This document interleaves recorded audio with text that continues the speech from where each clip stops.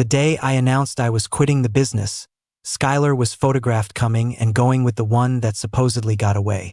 Someone joked online, "No matter how hot your boyfriend is, he still has to make way for the one that got away." Later, after I'd left LA, it just so happened that Skylar was at the press conference for his movie. A reporter asked her a question. "We heard Leo Chun quit acting because he's going home for an arranged marriage." Skylar scoffed, but her face was full of confidence. He wouldn't. The 20-year-old Leo definitely wouldn't have. But now Leo was 27. Life's too short. It was time for me to run toward the people who loved me and the people I loved. Give the lead role in this movie to Ethan. I don't want to have to tell you a second time. Is there a problem? Skylar's voice was cold. She must have been furious, because her knife and fork clattered against her plate, making a harsh sound. I swallowed hard, forcing the tears back. The phone on the table wouldn't stop vibrating. As I left the private room to take the call, I ran right into Ethan, who was about to push the door open. He smiled at me. "I heard it's your birthday today. Skylar invited me to come celebrate with you." On his wrist was the designer watch Skylar had paid a fortune for at an auction the other day. It was beautiful and blinding. I just nodded, walked around him, and found a quiet corner. When I answered, it was Aaron's lazy, gentle voice on the line. "Happy birthday, superstar. Grandpa's back in the country. Brace yourself. That whole arranged marriage thing is probably..." The marriage was something my grandpa and his old army buddy had arranged when I was a kid. After Grandpa got sick and went abroad for treatment, no one ever brought it up again. Until now. I lowered my eyes and cut Aaron off. "Aaron, I'll do it. I'll agree to the marriage.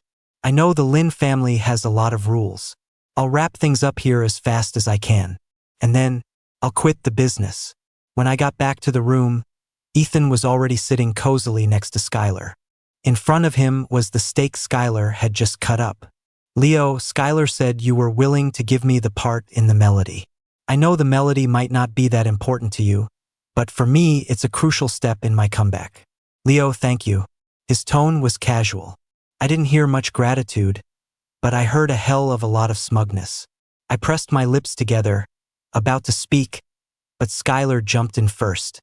"What's there to thank him for? It's just a movie. Besides, you were always a better fit for it than he was." The indulgence and affection in Skylar's eyes were completely undisguised. Aaron's earnest warning suddenly echoed in my ears. "Leo, Skylar is not the one for you. I'll be blunt. If she won't respond and won't go public, she just doesn't love you enough." It wasn't that she didn't love me enough. She didn't love me at all. Aaron was just trying to spare my feelings. I pushed down the uncontrollable sadness welling up inside me and forced a smile. "Director Lee personally invited me to take this role. I don't have the authority to just give it away. You of all people should know that no one can interfere with Director Lee's casting decisions, Skylar." Skylar shot me a look, her voice utterly cold. "So you'll turn it down. 7 years in the industry, from small indie projects to the big screen." Skylar had watched me grow every step of the way. She knew better than anyone what a milestone Director Lee's film, The Melody, would be for my career. But now, suddenly it didn't seem that important anymore. It wasn't that the movie wasn't important. It was that Skylar wasn't important anymore. I was silent for a long time, until Skylar's impatient voice broke through. "Is there a problem?" I gave a self-deprecating smirk. "No problem." Before going back to the room, I had called Director Lee to apologize. He tried again and again to change my mind. I had spent 3 grueling years honing my craft at a theater company just for a shot at this film. It was only when he heard I was getting married that he stopped. Skylar frowned almost imperceptibly, as if she hadn't expected me to cave so easily. "Leo, don't be dramatic. I've already found a few other scripts that are perfect for you. You can pick one in a few days. Take with one hand, give with the other." Ever since Ethan came back, this was how Skylar had taken away almost all of my resources. If Ethan wanted it, I had to give it up. During one of our worst fights, I had asked her, "What if one day he wants you too? Will you make me give you up for him?" Skylar had said he wouldn't ask. Only now, Did I finally understand what she meant? He wouldn't have to ask. It wasn't that she wouldn't give.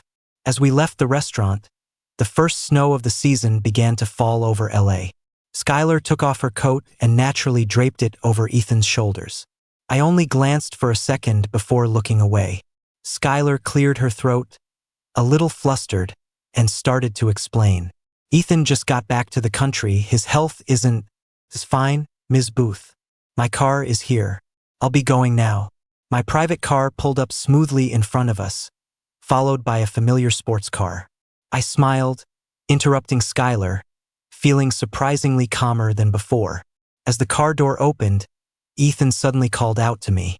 Leo, let's go together. Let Skylar give you a ride. Besides, you did me a huge favor.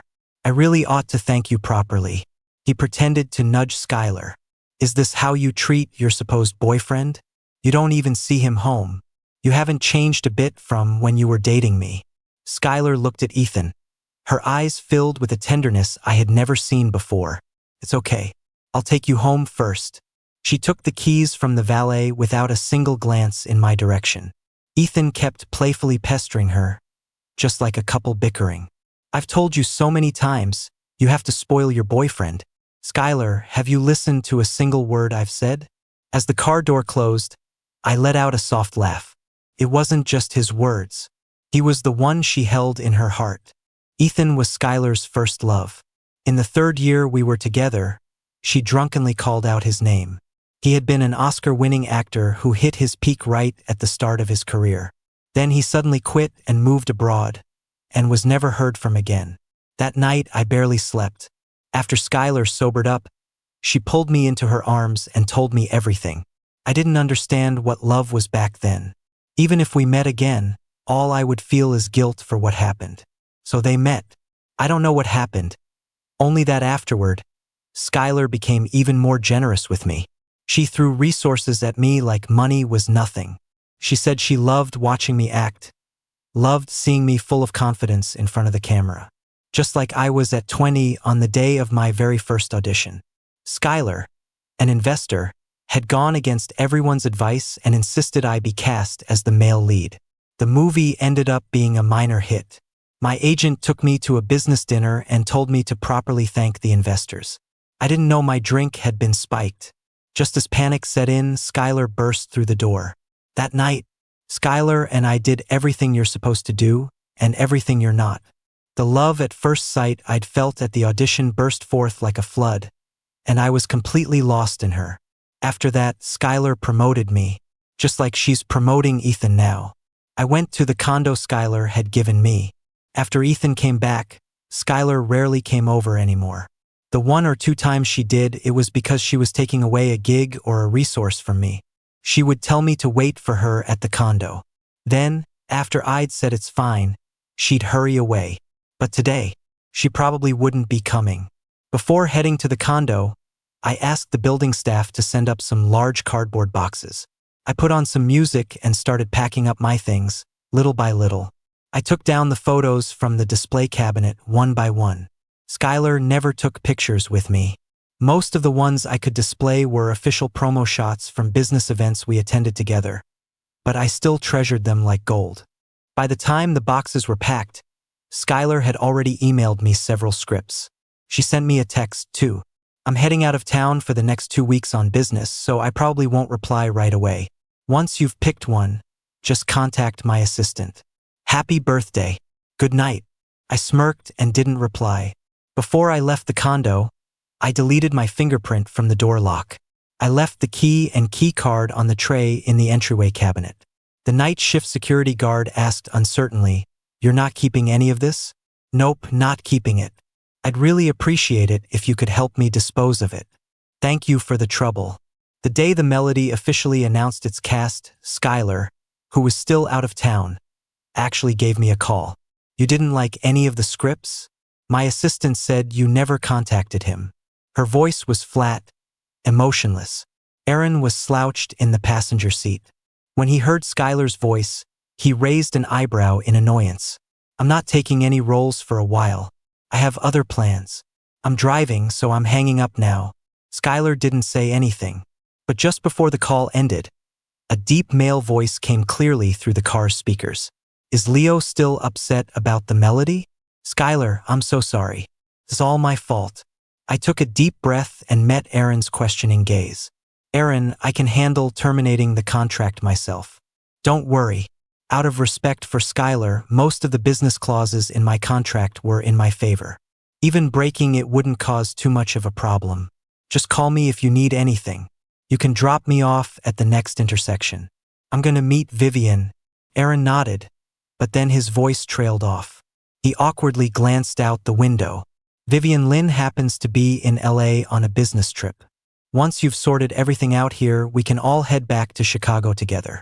Even after I had terminated all my contracts, Skylar seemed to have no idea. In the past, she would know the second there was even a whisper of trouble concerning me, terrified I might be wronged in some way. The day I decided to quit, I had even worried that Skylar would try to stop me. After drafting the announcement for my socials, I had to laugh. I'd been overthinking it. It was a relief, actually. This was better. A hazy beginning, a clean end. The post was scheduled to go live automatically. When I got out of the shower, I had several missed calls on my phone. From my parents, from friends in the industry, and from a few producers and directors I'd worked with and gotten along with. Aaron's call came in right then, his voice rushed. You at home? Is it a good time? I'm coming over now. It wasn't until Aaron showed up at my door, covered in sweat, that I found out the news had exploded online. Photos of Skylar and Ethan checking in and out of hotels and visiting tourist spots together overseas had been leaked, right as I announced I was quitting. Plenty of people were making jokes. No matter how hot the boyfriend is, he still has to make way for the one that got away. I stared at the top voted comment on the screen, feeling nothing at all. Leo, are you okay? I've already got people taking the posts down. Don't let it get to you. I wanted to say he didn't have to, but the Lynn family was in politics. What I didn't care about, the Lynns might. And honestly, I really didn't want to have anything to do with Skylar ever again. Skylar didn't contact me until her second day back in LA. The trending topics had been mostly suppressed by then, and even the buzz around my retirement announcement had been pushed further and further down. Skylar asked me to meet her at the condo. I had just gotten to the door and was hesitating about entering the passcode when it opened from the inside. She was still in her high heels, her coat draped over her arm. It looked like she had just arrived, too. She pinched the bridge of her nose, her voice thick with congestion. Leo-chun, why are you quitting? Is it because I spoil you too much? Let you get away with everything? Or is it because you believe those online rumors about me and Ethan? I told you I'm just trying to make it up to him. I pressed my lips together tightly. I tried to recall any memories of her spoiling me and letting me get away with things. Before Ethan came back, maybe she had. I looked up and met Skylar's accusing eyes. I just wanted to take a break. These past few years of non-stop filming have been exhausting. And my grandpa just came back home, so there's a lot going on with the family. I'm planning on going back to spend time with them. I didn't mention Ethan. I didn't want to start another fight with Skylar before leaving LA. So I calmly stated my plans for the near future, leaving out the arranged marriage. Skylar let out a sigh of relief. She reached for my hand, but I subtly pulled away. I walked past her, toward the TV stand. Just as I pulled open the drawer to get some stomach medicine, Skylar's phone rang. She left in a hurry, her voice nearly cut off by the closing door. I have another meeting, I have to go. Let me know when you're leaving. I'll give you a ride. During my last few days in LA, I got together with a few of my old college roommates who had settled in the city. When they asked about my future plans, they were a bit wistful. You know, you were the one in our generation most likely to get the Grand Slam of Acting Awards. To just quit like that, damn, that's cold. I smiled, not hiding the part about the marriage. The wedding is secondary. The main reason is to go home and fight my brother for the family inheritance. The group burst out laughing. It wasn't until I brought up Skylar that their laughter died down and their expressions turned serious. I didn't tell her about the marriage. If she asks you guys, on second thought, Skylar probably wouldn't even care. I shook my head and laughed at myself. Never mind. She probably won't ask you anyway. That night, we drank at the bar until the early hours. The party only broke up when their respective wives showed up to pick them up. Standing outside the bar, the cold wind sobered me up considerably. I'm not much of a drinker. On the rare occasion I couldn't get out of a business dinner, Skylar would always say she'd come pick me up. But when the car arrived, it was always her assistant who opened the door and explained, "Mr. Chun, Ms. Booth's meeting hasn't ended yet. She asked me to take you home first." Then Ethan came back. Whenever we were at the same event, Skylar would show up on time without fail. Back then, she would still make a point to keep her distance from Ethan. But I knew she wasn't there to pick me up. I was pretty surprised when Skylar showed up at my front door. Because I was leaving LA the next day, movers were busy coming in and out of my apartment. The moment Skylar stepped out of the elevator, her face darkened. "Why are you suddenly moving? Are you still mad at me?" I froze. Just as I was about to speak, Ethan followed her out of the elevator. He was wearing a perfectly tailored suit that made him look even taller and more slender. "Skylar, you're being too harsh." He shot a reproachful look at Skylar, then turned to me as if explaining, "Leo, I'm the one who asked Skylar to bring me here to find you." I glanced at the empty living room and managed a reasonably standard smile. "I'm planning to stay home for a while. I was just renting this place anyway, and the lease was almost up, so I arranged to give it back to the landlord. All the furniture is gone, so I can't really invite you in. When I first came to LA for college, my parents were worried I wouldn't be comfortable in the dorms, so they bought me an apartment. But my roommates turned out to be great, so I didn't move in until I started acting. Publicly, I always said I was renting. The day I decided to leave, I listed the place with a real estate agent. The sale just closed a couple of days ago." Skylar didn't say anything. Her gaze was fixed on my face, as if she were trying to read my emotions. Ethan scanned the living room before speaking. "Tomorrow is the press conference for my comeback film, and I'd like to invite you." Skylar said she could just text you the invitation, but I thought it would be better to ask you in person. "You'll come, won't you, Leo?" "No, I have a flight tomorrow." I only answered Ethan after signing the form the mover handed me. He really was an Oscar-winning actor, after all. Ethan's eyes turned red almost instantly. He glanced at Skylar, his voice starting to tremble. "Leo, are you still mad at me? Skylar takes care of me because we used to. When I first met Ethan, I always lost my cool. Whenever he brought up his past with Skylar, I'd turn into a defensive porcupine. The weaker he acted, the more unreasonable I seemed. The more Skylar sided with him, the angrier I got. Later, I tried my best to avoid him. On the rare occasions we attended the same event, I wouldn't even say hello. I thought that would reduce the conflict between us, and that Skylar and I would argue less. But I was wrong. He would always show up. Even on my birthday, when I had specifically told Skylar I just wanted to celebrate with the two of us. He still came. I took a step back, my voice so calm it was almost monotone. "No, I also think the role in the melody is perfect for you. Otherwise, Director Lee wouldn't have agreed to cast you. Right, Ms. Booth?" Skylar's expression froze, and it took her a moment to process what I'd said. "What did you call me?" When Aaron came to pick me up for the airport, there was a woman with him. This must be Vivian Lin, I thought. She wasn't quite what I had imagined.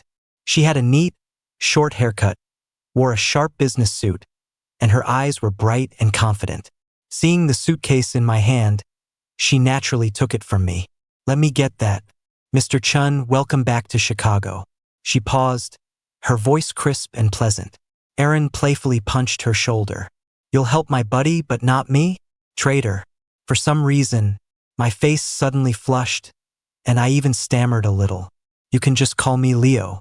Vivian nodded and repeated, "Leo." On the way to the airport, Skylar called me several times. I didn't answer. Skylar's promise to give me a ride echoed in my ears. I stared at my call history, then casually opened my package tracking app. After seeing the recipient had signed for it, I blocked Skylar's number. Before I left, I had a courier deliver a package to the front desk of Booth Corporation. It contained a simple breakup letter and a bank card.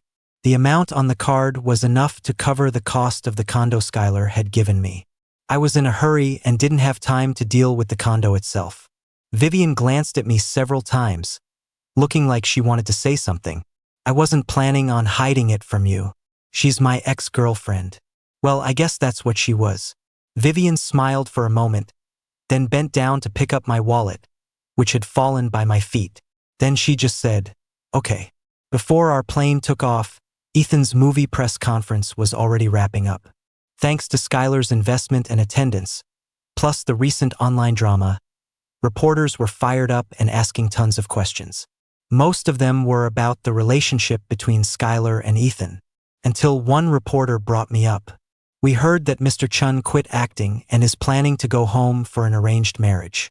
Ms. Booth, can you confirm if this is true?" It wasn't just me. Aaron's attention was also glued to the live broadcast. Just as he was about to ask me about it, Skylar let out a cold scoff. She smiled dismissively, but her voice was filled with absolute certainty. "That's not true. He wouldn't." Hearing Skylar's words, the smile on Ethan's face practically froze. I lowered my eyes. Mimicking Skylar's tone, I muttered to myself, "And why the hell wouldn't I?" Back when Skylar and I were at our best, I used to joke with her. "Skylar, if you ever make me mad, I'm going to go home, inherit the family fortune, and find someone for an arranged marriage." Skylar had laughed, half in anger. She'd hold me tight, nibbling on my earlobe, asking over and over again, "An arranged marriage with who? Until I begged for mercy. "With no one. I won't get married. I only want you." I let out a low laugh. Leo Chen had grown up. He finally understood that a bird and a fish can't walk the same path. When we landed at the airport in Chicago, I felt a huge wave of relief. Because I was always away filming, I had rarely come home over the years. I hardly ever made it back, even for the holidays. When I did, it was only for a day or two. My brother would often call me in secret. "Hey, superstar, you can forget about your brother, but you can't forget about mom and dad. They miss you like crazy. It's Leo, Leo, Leo all day long." In the past, whenever I came home, I would cling to them. But now, I felt that strange mix of excitement and anxiety about being back.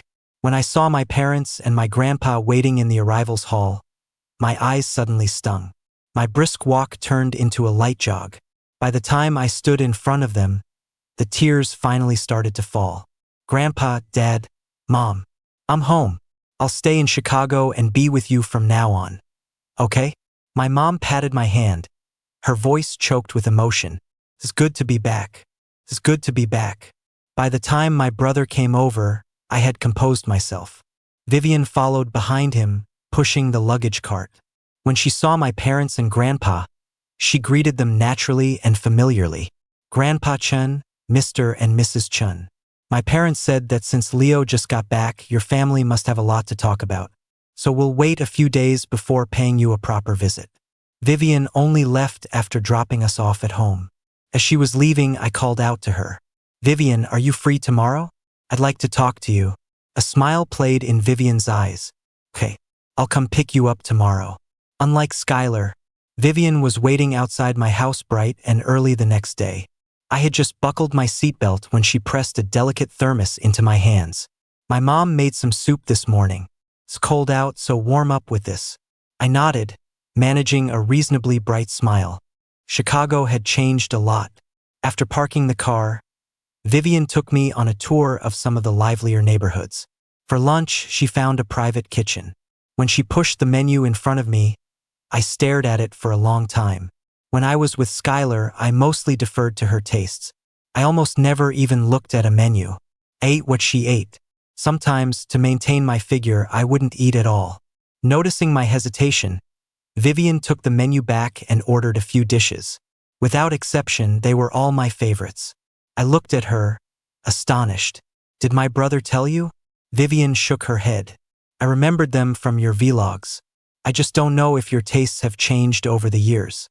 The Lin family was in politics, but after Vivian returned from studying abroad, she went into business. She was the youngest of her generation, so the Lins let her have her way. "So what I mean is, I'm a fan of yours. You can continue to pursue the career you love." You don't have to worry about a thing." When Vivian spoke, her eyes sparkled.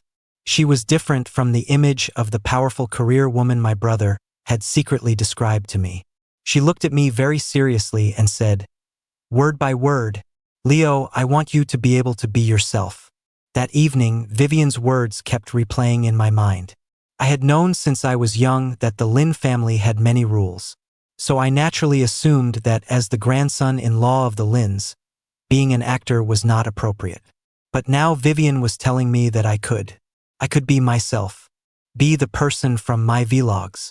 In my first few years as an actor, I loved making vlogs to share my life and work. There were clips of me secretly ordering late-night takeout behind my agent's back. Clips of me howling with hunger. Clips of me conquering my fear of heights by hanging from a wire for a whole day. Later, Skylar told me that as a public figure, I needed to be more mindful of my image and behavior. So I set all my vlogs to private and never posted another one. So I shot up in bed, the realization dawning on me. So Vivian had been secretly following me even back then? When Vivian's parents came to our house, they brought a ton of gifts. After I agreed to the marriage, our two families had already secretly started planning the wedding. When my parents told me about it, 8 out of every 10 words were praises for Vivian's thoughtfulness and consideration. The living room suddenly became lively. Vivian's mother was very outspoken and cheerful. She was very different from my impression of the Lin family. She took my hand and slipped a watch onto my wrist that was obviously priceless. I later found out that this watch had been passed down through the Lin family for generations. Our Leo is so handsome. No wonder that silly girl of mine has had a crush on you for over a decade. And she actually got you. Vivian's mom was beaming, her voice full of undisguised joy. Both Vivian's and my face turned red at the same time. Vivian told me her mother grew up in the North. Unlike the gentle ways of Chicago, her mom wouldn't hesitate to twist her and her father's ears if they stepped out of line. And yet, her grandma doted on her the most. I smiled and nodded. And I really started to think that maybe marrying Vivian wouldn't be so bad after all. As I was lost in thought, Vivian's grandmother called me over. Vivian followed close behind me, as if she were afraid I'd be bullied by her family. Her grandmother huffed and puffed with mock anger, but she was smiling from ear to ear. I used to think her grandmother was stern and imposing, but now I found her cute and endearing. The Chun boy is a good kid. If Vivian dares to bully you in the future, you tell Grandma, and I'll definitely break her legs. I smiled and agreed. Okay. The wedding was set for New Year's Day. That was less than half a month away. I thought that, with so little time, we'd only have time to buy off-the-rack tuxedos. But it turned out Vivian had already secretly had 2 sets custom made. When she took me for the fitting, she deliberately didn't invite my brother. Let's give your brother a surprise. I can just imagine his face when he sees you in a tux at the wedding. I could imagine it too. My brother doted on me more than anyone in our family. Vivian smiled and took my hand in hers. Leo, thank you for being willing to marry me. Honestly, it feels like a dream. It wasn't just Vivian. I felt like I was in a dream too. It wasn't until I put on the tuxedo that I truly felt the reality of getting married. And I realized that I hadn't thought about Skylar in a long time. I took a deep breath. It was time for me and for time itself to move forward. When I came out, adjusting my bow tie, Vivian was so nervous she couldn't even look at me. Her voice trembled slightly. Beautiful. Leo, you're so beautiful. For some reason, a strange emotion washed over me. I wanted to cry, but I also wanted to laugh. Seeing Vivian's flustered state, my eyes welled up, tears threatening to spill. That just made Vivian even more nervous. I burst out laughing through my tears and, for the first time, took her hand. You're such a dork, Vivian Lin. I wrote all our wedding invitations by hand. I'd studied calligraphy for years as a kid, never imagining it would come in handy for this. As the ink spread on the paper, Vivian wrapped her arms around my waist from behind. My body tensed for a second, then relaxed. I was gradually starting to accept Vivian's love, and I was trying my best to get used to it. Sorry, I startled you. Vivian released her arms and took a step back. When I turned around, I met her somewhat crestfallen gaze. I took a step closer to her, wrapped my hands around her waist, and stood up on my toes. It's okay. Just startle me more often and I'll get used to it. The clouds in Vivian's eyes instantly cleared, and she broke into a goofy grin. I leaned in and gently brushed my lips against hers. Just as I was about to say something, Vivian suddenly clasped my waist, pulling me closer. She captured my lips, kissing me with a wild, untamed passion, until my brother suddenly burst into the study. Vivian Lin. Liu Chen. Vivian pulled back slightly and shot my brother an annoyed glare. I nervously broke free from her embrace, turned around, grabbed a calligraphy brush, and started scribbling nonsense. It looked like gibberish. In the days I spent with Vivian, I came to understand another saying. The most amazing things don't show up too early, but they always arrive at just the right time. When Skylar realized she couldn't contact Liu Chen, her voice trembled with panic. First, she had her assistant check Leo's schedule. She relaxed a little only after confirming he had returned to Chicago. She thought he was just being petulant because she hadn't taken him to the airport, so she didn't try to contact him again. It had always been this way. When she upset him, he would deliberately ignore her for a few days. Then, when the time was right, she would coax him a little and everything would be fine. So this time, she did as she always did, waiting for the right opportunity to give him an out. But over a month passed. Leo still hadn't unblocked her. It wasn't until her assistant brought in a package. Ms. Booth, the front desk just found a package that Mr. Chun sent to you a month ago during a handover. Skylar's eyelid twitched inexplicably. She tore it open impatiently. Inside was a bank card and a handwritten letter. The note was simple. If all goes as planned, we probably won't see each other again. Skylar, I wish you peace and happiness. She had her assistant check the balance on the card. $8 million. Skylar suddenly remembered that on Leo's birthday, he had asked her the market value of the condo. She hadn't thought much of it at the time and had told him $8 million. Skylar let out a laugh that was more anger than amusement. She grabbed her car keys and rushed to the condo. Pushing the door open, her breath caught in her throat when she saw the key and card on the entryway cabinet. She checked the living room and the bedroom. All the photos of them together, all the stuffed animals he had begged her to buy, they were all gone. When she asked a few of Leo's close friends, their stories were all perfectly aligned. It was only then that she seemed to realize she might actually be losing him. The next time I heard from Skylar was 3 days before my wedding. Her voice was cold and sharp, laced with anger. Liu Chun, there's a limit to this nonsense. Do you really think leaving a breakup note and a bank card means we're over? Do you have any idea what I... Before Skylar could finish, Ethan snatched the phone away. His voice was as gentle as ever. Leo, Skylar has been worried sick about you these past few days. She couldn't bring herself to call you, so I made her use a different number. I heard you're getting married soon. Is that true? It was Vivian who answered the phone. I was in the kitchen, busy making a cake, when she brought my phone to me. I didn't think much of it and told her to answer. She casually put it on speaker. At the sound of the voices, my brother was the first one to rush into the kitchen. I was carefully frosting the cake and replied distractedly, "Yes. Is there something you need? If not, I'm gonna hang up." There was a clear pause on the other end of the line. Then the sound of something falling to the ground. When a voice came through again, it was Skylar's, filled with disbelief. "Liu Chen, tell me, who are you marrying? You're 27, not 22 or 23. Who gets an arranged marriage with..." Skylar's words got uglier and uglier. Before my brother could start swearing, I quickly cut her off. "Yes, I'm 27, so I'm getting married. Is there a problem with that, Ms. Booth?" On the day of the wedding, my brother was on high alert. He was terrified Skylar would show up and cause a scene. The truth is, Skylar did come. She didn't go to the reception hall, she stormed directly into my dressing room. The anxiety that had been building in my chest dissipated the moment I saw Ethan trailing behind her. I was sitting in the makeup chair, the artist redoing my makeup. Skylar's fists were clenched. Took her a long moment to find her voice. She stood behind me, her gaze fixed on my reflection in the mirror. Leo Chin, you're serious about this. Do you even know her well enough to marry her? Do you love her? Just as Vivian arrived with security, Ethan tugged on Skylar's sleeve. He whispered a warning to her. Skylar, stop it. Since Leo has decided to get married, we should just wish him well. Okay? I never expected Ethan to follow Skylar all the way to Chicago. I was even more surprised to learn that in the time since I'd left LA, he and Skylar still hadn't officially gotten back together.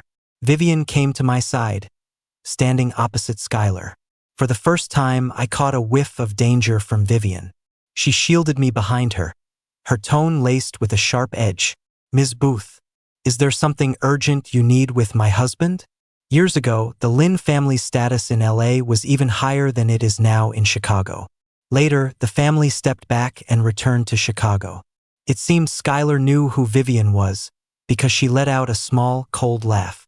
Ms. Lin, get married if you want, but what's this about stealing my boyfriend? Just as Vivian looked ready to throw a punch, my brother burst in. He was furious. He shoved Skylar aside, his large frame shielding me. The security guards Vivian had brought immediately stepped forward and restrained her and Ethan. The color drained from Ethan's face in an instant. Skylar gritted her teeth, not making a sound as the guards held her. Once things had quieted down a bit, she summoned her last bit of strength and looked at me, her face contorted in pain. Leo, is this enough? Will you come back with me, please? Ethan had wanted to call the police, but Skylar's reaction was something he had never expected. In the end, all he could do was clamp a hand over his mouth as huge tears streamed down his face and stumble out of the room. Ms. Booth, that's enough. Any more and you'll be overacting. I looked at Skylar and let the cold sarcasm drip from my voice. Thanks to Skylar, I'd managed to avoid any real scandals in the industry over the years. But the label of kept lover was nailed firmly to my name. She never acknowledged our relationship. No response, no public confirmation. And now that we were on different paths, she finally admits to what we were. Maybe she thought I'd be moved. A grand declaration of love in front of the one that got away, followed by this pathetic display for my sake. But all I felt was ridicule. As Vivian led me out of the dressing room, Skylar was surrounded by the people she'd brought with her. Vivian glanced back at Skylar and gave a cold command. Watch her. Wait until the ceremony is over, then take her to the hospital. Skylar was basically forced to watch my entire wedding ceremony with Vivian. The moment it ended, she was sent to the hospital. Vivian also arranged for her to be immediately transferred to another hospital. The ambulance ride from Chicago to LA would take nearly 11 hours. As I was changing into my reception suit, Vivian pulled me aside to tell me what she'd done. Her mood was a little down, but my eyes widened in surprise. Ms. Lin, you are truly one of a kind. Vivian pursed her lips. Are you upset about it? She was jealous. I ignored her, adjusted my suit cuffs, and started walking toward the reception hall. As I walked, I deliberately drew out my words. Oh, this suit is so tight. Is there a kind soul who can help me adjust it? Vivian happily trotted over. See? I told you she was a dork. Later, while making the rounds, I was surprised to see Director Lee. Vivian greeted him with easy familiarity. I didn't think you'd make it. Director Lee's gaze shifted between the two of us with a knowing smile. When Leo turned down the role and said he was getting married, I wondered who it could be. If I'd known it was you, there's no way I would have let him quit. Vivian lightly tapped her glass against Director Lee's. It's not too late. His next movie is booked. Director Lee took a sip of his drink, his eyes landing on me. I have a script. It's even better for you than the melody. The movie Director Lee was talking about was called The Facade. The following fall, Vivian went with me to the set. The melody was also scheduled for a national holiday release. When we had some free time, Vivian and I went to see it in theaters. In the end, Ethan didn't get the part. News that he had tried to pressure Skylar into marriage and been rejected went viral, dominating the headlines for days. Director Lee had a talk with Skylar. They came to an agreement and the actor was replaced. The fallout must have been ugly, because the Booth family forced Skylar to pull all her investments from the film industry. The Facade was a massive hit upon its release. And because of that film, I won the Grand Slam of Acting Awards. During an interview, a reporter asked me a question. You chose to retire from acting and then you made a comeback. What happened during that time? I looked down at Vivian in the audience, who was holding a camera, and answered seriously. I met someone. She told me that I could be myself. And taking this opportunity, I'd like to say something to her. The truth is, once I had her, my life was already a grand slam. That night, Vivian held me in her arms and wouldn't let go. I found out later, Skylar had also been at the press conference. 3 years into our marriage, Vivian's sense of insecurity was still as strong as ever. I rolled over and sat on top of her, whispering in her ear again and again. Vivian Lynn, you are not Skylar. Be more confident. Leo Chen loves you, and only you. 5 years into our marriage, I was in the study and stumbled upon a scrapbook. It chronicled almost my entire life. Every movie, every event, every important moment. She had even carefully noted the random preferences I mentioned in my old vlogs. As I flipped through it, my eyes landed on the very first photo. I looked to be only 3 or 4 years old. I was sitting on a step, holding a lollipop bigger than my face. I had no memory of it. Vivian came into the study and saw what I was holding, looking flustered and nervous. Ms. Lin, you've been hiding this for a long time. I smiled and snuggled into her arms. Later, Vivian told me about the childhood photo. When she was 6, her grandmother brought 3-year-old me over to the Lin's house to play. She coaxed me with a giant lollipop. She asked the 3-year-old Leo, will you marry me when you grow up? 3-year-old Leo didn't understand, but he wanted the candy. So in a tiny, sweet voice, he said, okay. And so, the two families arranged our engagement. It was perfect timing. But there was something I never told Vivian. I saw a flicker of light in the ashes, and in that light, I saw her.